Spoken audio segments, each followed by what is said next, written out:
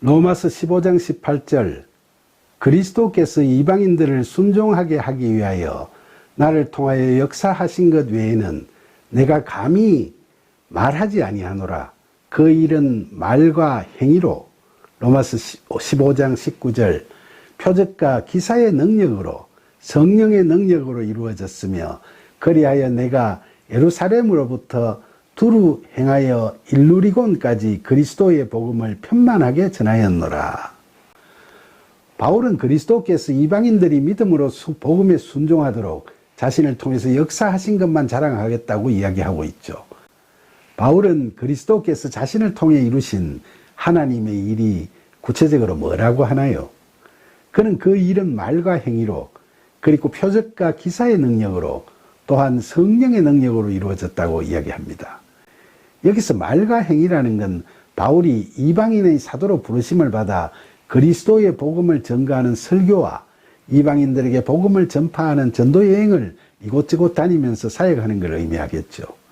그리고 바울로 하여금 표적과 기사의 능력을 행하게도 하셨다고 했죠.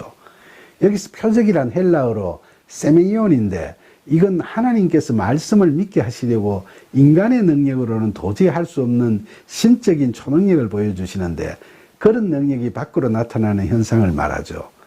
예수님께서 이 땅에 오신 것은 구약의 선지자들이 예언했던 메시아가 역사적으로 나타나신 표적이라고 할 수 있죠.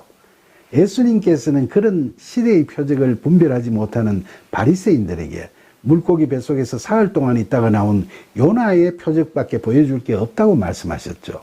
십자가 죽음과 부활을 통한 복음의 진리에 대해 말씀하신 건데 그들은 그게 무슨 말씀인지 이해를 못했죠.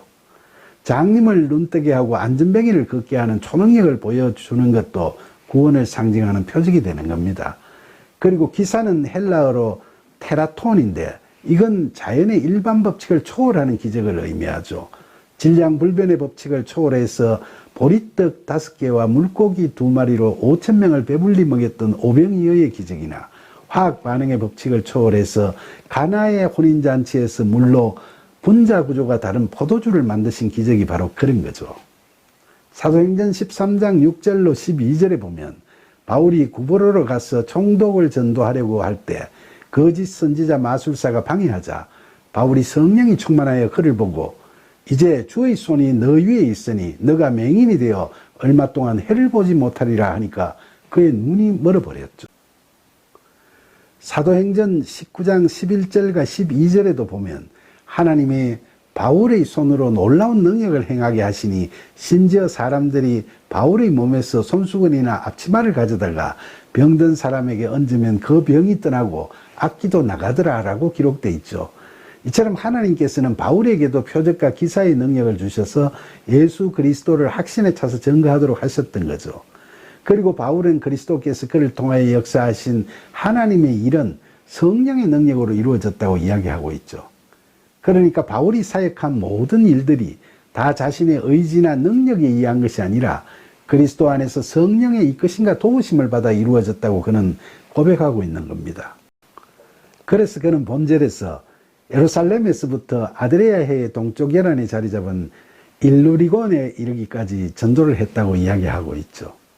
부활하신 예수님께서 성천하시면서 사도들에게 오직 성령이 너희에게 임하시면 너희가 권능을 받고 예루살렘과 온 유다와 사마리아와 땅끝까지 이르러 내 증인이 되리라고 하신 사도행전 1장 8절의 말씀에 따라 바울은 여러 지역에 걸쳐 그리스도의 복음을 편만하게 전하고 있었던 거죠.